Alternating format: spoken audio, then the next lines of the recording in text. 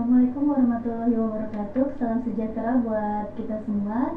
Kali ini adalah pertemuan ketiga mengenai ejaan. Di sini membahas tentang pertama sejarah ejaan, kemudian selanjutnya bagaimana cara membuat suatu karangan atau kalimat dengan menggunakan ejaan.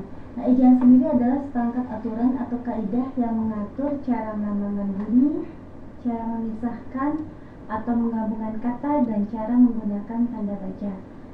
Berkaitan dengan ejaan, sebelum ejaan yang sekarang berlangsung, sebelum ejaan yang sedang terjadi, maka ejaan yang pertama pernah ada di Indonesia yaitu ejaan Panhopiusen. Ini tahun 1901 ditetapkan ejaan bahasa Melayu dengan huruf Latin yang disebut dengan ejaan Panhopiusen.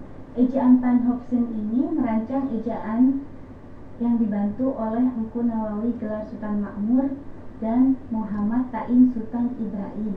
Hal-hal yang menonjol dalam ejaan Panhopiusen yaitu huruf J ditulisnya jang tapi dibacanya yang, pajah tulisannya dibacanya payah, dan seterusnya. Huruf Ue ditulisnya oe tapi dibacanya u, gurue, itue, umure tapi dibacanya guru, itu umur. Kemudian ada lagi diakritik seperti koma, ain, sama tanda terima. Ini dipakai untuk menuliskan kata-kata makmur, akal, tak, sama dinamai. Lalu ejaan yang selanjutnya setelah ejaan Panhopiusen adalah ejaan Suwandi. Ini berlaku tanggal 19 Maret 1947, dibuat oleh ejaan Suwandi, diresmikan untuk menggantikan ejaan Panhopiusen. Ejaan Suwandi tersebut dinamakan juga ejaan Republik. Ada beberapa hal yang perlu diketahui oleh teman-teman sehubungan dengan pergantian ejaan tersebut, yaitu yang semula oe diganti jadi u, gurue jadi guru, itue jadi itu, dan seterusnya. Kemudian juga yang semula hamzah dan bunyi sentak ditulis dengan k, seperti pada kata tak maklum rakyat. Nah, itu hamzahnya sentaknya dihapus. Kemudian juga kata ulang itu boleh menggunakan angka 2. Anak 2 berjalan-jalan, bukan berjalan seperti jalan tapi berjalan 2. Nah, seterusnya juga awalan, kata baik awalan maupun kata depan itu sama-sama ditulis serangkai.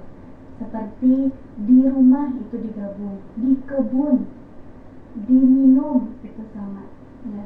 Kemudian selanjutnya adalah ejaan Melindo. Nah, ejaan Melindo ini Melayu Indonesia. Itu pada akhir 1959 sidang perutusan Indonesia dan Melayu Slamet Mulyana dengan Syekh Nasir bin Ismail. Nah, ini menghasilkan ejaan Melindo, Melayu Indonesia. Nah, sayangnya karena perkembangan politik selama bertahun-tahun berikutnya meresmikan atau mengurungkan peresmian ejaan tersebut, karena pada zaman itu adalah masih zaman penjajahan.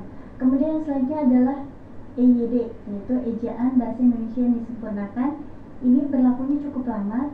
Dia awalnya pada tanggal 16 Agustus 1972, Presiden Republik Indonesia meresmikan pemakaian ejaan tersebut, yaitu ejaan bahasa Indonesia yang disempurnakan atau EYD. Kemudian juga ada beberapa peraturan lainnya seperti Putusan Presiden nomor 57 tahun 1972, Dikbud, juga ada bukunya, buku kecil dan seterusnya seperti itu. Ada pedoman ejaan. Kemudian setelah ejaan EYD itu ada beberapa perubahan, kata depan sama kata imbuhan itu dipisah. Itu salah satu hal yang mencolok yang membedakan ejaan yang disempurnakan dengan ejaan-ejaan sebelumnya. Setelah EYD kemudian sempat juga ada yang namanya EBI, ejaan bahasa Indonesia. Ya. Nah, setelah EBI ada lagi namanya PUEBI, pedoman umum ejaan bahasa Indonesia. Untuk kali ini materi pertemuan ketiga sama keempat masih membahas tentang EBI, ejaan bahasa Indonesia. Tapi secara isi EBI dengan PUEBI tidak terlalu banyak perubahan.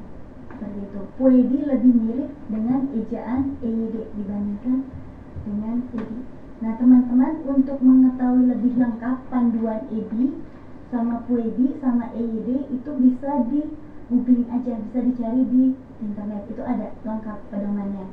Nah, Untuk EBI sendiri, dia atau Ejaan Bahasa Indonesia itu pada tanggal 26 November 2015 ditetapkan di Jakarta. Pada saat itu menterinya masih Bapak Anies Baswedan. Nah, ada beberapa aturan umum yang berkaitan dengan EBI. Nah, ada tentang penulisan huruf, penulisan kata, terus juga ada tanda baca, dan macam-macam. Penulisan kalimat juga ada, lebih lengkap. Nah, untuk bisa menguasai ejaan ini, teman-teman diharapkan rajin membaca dan kemudian juga rajin menulis, karena jika sebatas teori-teori saja itu kurang mumpuni. Oke. Demikianlah materi yang saya sampaikan. Semoga bermanfaat untuk teman-teman dan juga dapat diaplikasikan dalam kegiatan tulis menulis.